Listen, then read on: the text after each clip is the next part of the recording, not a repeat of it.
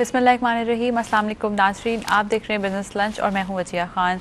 नाज़रीन, आज अपने प्रोग्राम में हम लोग बहुत ही डिफरेंट इंडस्ट्री को जो फोकस करेंगे, लॉजिस्टिक्स के ऊपर। आज अपने प्रोग्राम के अंदर हम लोग जो है वो बात करेंगे। लॉजिस्टिक्स इंडस्ट्री की जब हम बात करते हैं तो बहुत ही अनहाईलाइटेड सी एक इंडस्ट्री है, इसको ज़्यादा इंपॉर्टेंस जो वो नहीं दी जाती है in terms of business, in terms of contribution to the economy.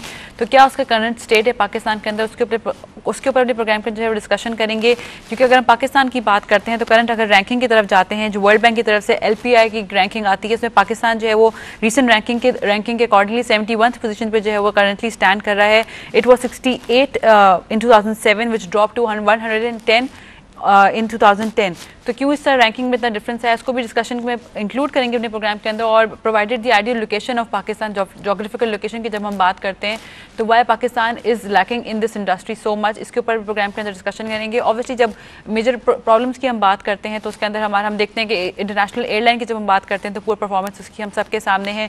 Railways almost जो है वो ख़त्म हो चुके हैं। तो इन सब चीज़ों के होते हुए किस तरह से इस इंडस्ट्री को जो है वो सपोर्ट मिल सकता है, क्योंकि सारा जो बिजनेस है वो हमारा इंटरनेशनल फ्लाइट्स या फिर इंटरनेशनल कंपनीज की तरफ जो है वो जा रहा है।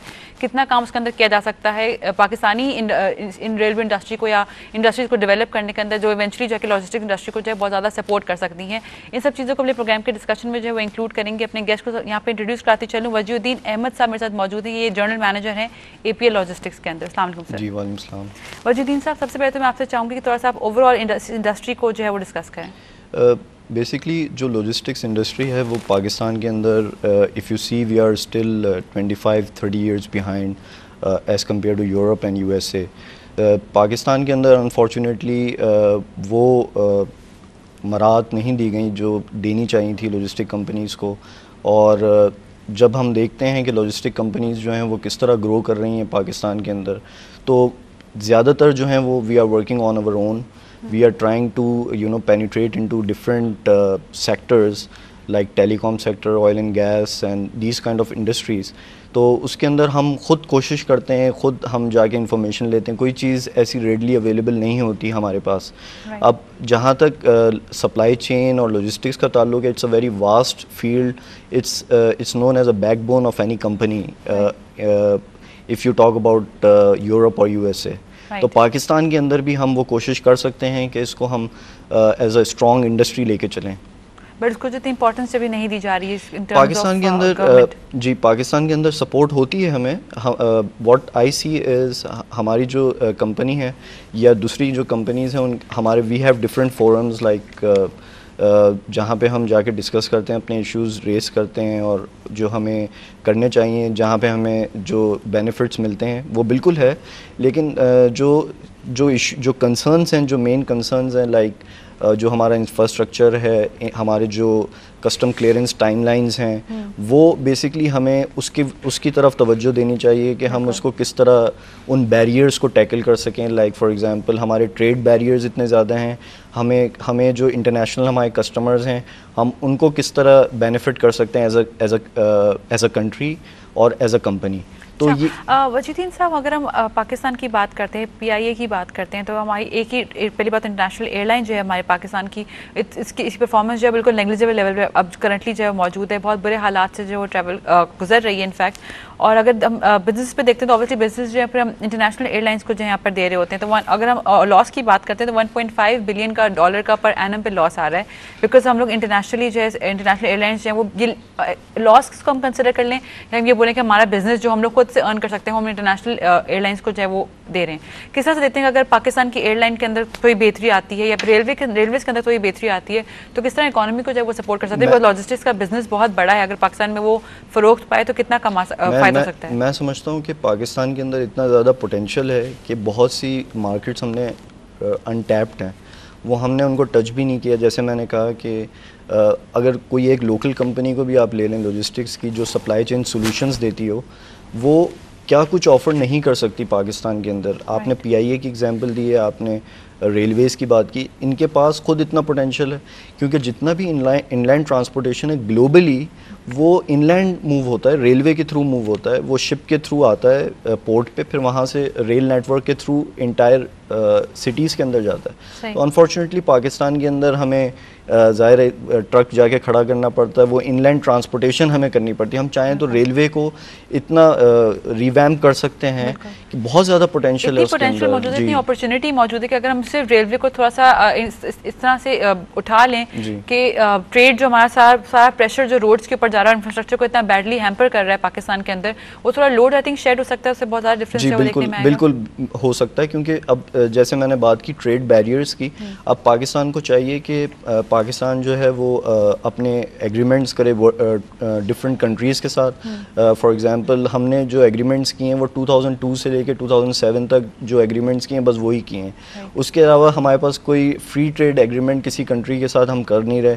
अगर हम उसके ऊपर भी फोकस करें तो हमारी जो इकॉनमी है, जो लॉजिस्टिक्स इंडस्ट्री है, वो इतनी ज़्यादा इसके अंदर बेनिफिट हो सकती है कि हम जो है वो as a backbone for the country लेके इसको लेके चल सकते हैं। अच्छा, इंडिया बहुत इंपॉर्टेंस रखता है। आई थिंक इंडिया की हमें यहाँ पे बात ज़रूर करनी चाहिए। इंडिया के साथ जो पाकिस्तान के ट्रेड रूट सब ओपन हो रहे हैं हर तरह से, by road, by train as well, तो उसको आप किस तरह से देखते हैं कि कितना पोटेंशियल मौजूद है, कितना ज़्यादा ट्रैप कर सकता है पाकिस्तान इस टर्म्स के अंदर लॉजिस्टिक्स को अगर बेहतर किया जा सके, या फिर डेवलपमेंट प्रोग्राम्स के अंदर ज़्यादा एलोकेशन अगर की जाए तो कितना फ़ायदा होगा इससे पाकिस्तान की इकॉनमी को? पाकिस्तान की इकॉनमी को इसके अंदर एक रफ आइडिया मैं दे दूँ, it's around $12 billion trade which we are expecting till in 2013।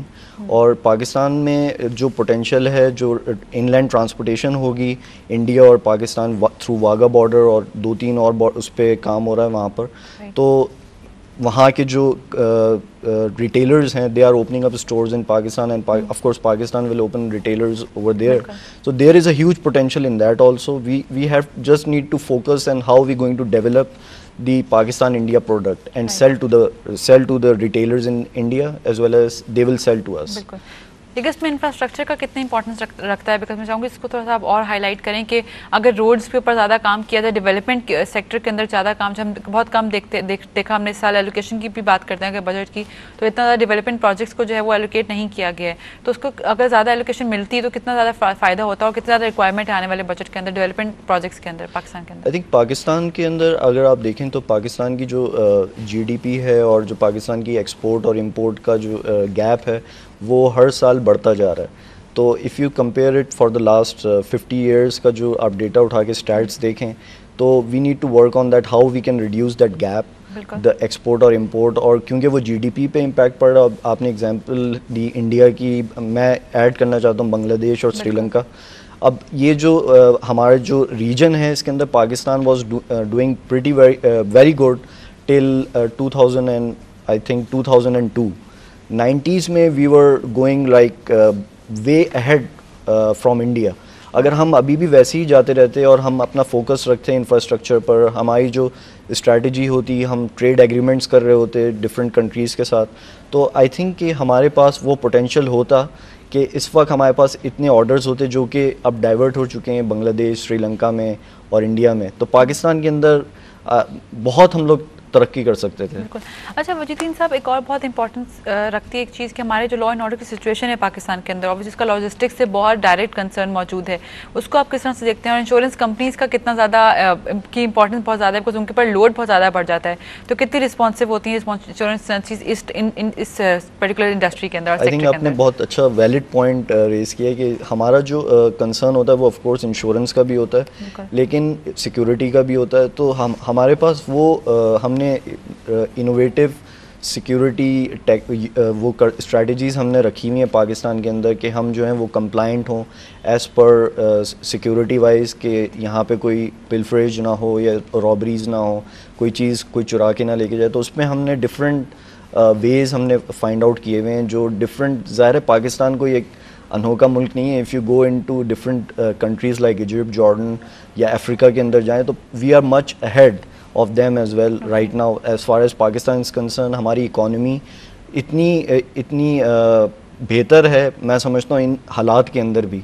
तो सिक्योरिटी वाइज आप देखें तो हम लोग जो हैं वो उसके अंदर हम फोकस कर सकते हैं कि गिविंग अस न्यू आइडियाज़ कि वो दूसरे जो मुल्क हैं वहाँ पे कौन सी स्ट्रैटेजीज़ इम्प्लीमेंट हुई हुई हैं, वो प्रोसेसेस हमने यहाँ पे इम्प्लीमेंट किए हैं टू मेक श्योर कि ऐसे पिलफरेज इश्यूज़ और ये ना हो। और जहाँ तक इंश्योरेंस का ताल्लुक है, ऑफ कोर्स यहाँ पे रिस्की तो है पाकिस्तान, अब ज़ाहिर है इराक़ भी है और दूसरे कंट्रीज़ भी हैं जहाँ पे ये सब इश्यूज़ होते हैं, लेकिन as far as Pakistan is concerned, insurance companies, they do face issues, but of course they have solutions to it as also. अच्छा, लॉजिस्टिक्स के बारे में थोड़ा और मैं जानना चाहूँगी। मेजर हर्डल या मेजर कंसर्न की हम बात करते हैं, operation in Pakistan is not that easy, provided हमने जिस तरह लॉ एंड ऑर्डर की बात भी की हमने, और डिफरेंट सोचिए हमारे डेवलपमेंट प्रोग्राम्स मौजूद नहीं, इस तरह के प्रोजेक्ट्स मौजूद नहीं, इस पर काम किया जा सके।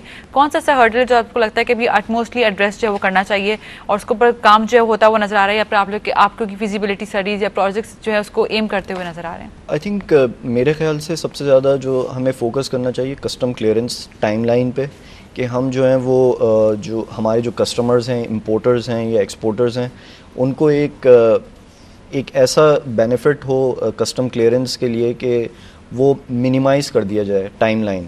और वो टाइमलाइन दूसरे मुल्कों में अगर आप देखते हैं, यूएई के अंदर it's almost couple of hours you can clear your shipment, तो वाई नॉट इन पाकिस्तान। और वो उससे ये होता है कि आपकी जो इंपोर्ट है, एक्सपोर्ट है, डायरेक्टली इम्पैक्ट करती है अगर आप उसकी टाइमलाइन को आप कम कर दें। तो मेजर मेरे ख्याल से हम इस पे फोकस करें, कस्टम क्लियरेंस पे। सेकंड आई थिंक कि इनलैंड ट्रांसपोर्टेशन जो हमारा इंफ्रास्ट्रक्चर है उसके ऊपर कुछ ऐसे स्टेप्स लें कि इनलैंड हमारा ट्रांसपोर्टेशन स्मूथ हो जाए। जैसे आपने सिक्योरिटी की बात की, लॉ एंड ऑर्डर की बात की, वो हम किस तरह हम अपने ट्रांसपोर्टर्स को कहें कि जो भी मूवमेंट होगी वो विदाउट एनी पिलफरेज होगी। और अच्छा वजीदुद्दीन साहब, सॉरी आपको यहाँ पे इंटरप्ट करूँगी, छोटी सी ब्रेक की तरफ जाएंगे, ब्रेक से वापस आके नाज़रीन डिस्कशन को यहीं से कंटिन्यू करेंगे। Stay with us.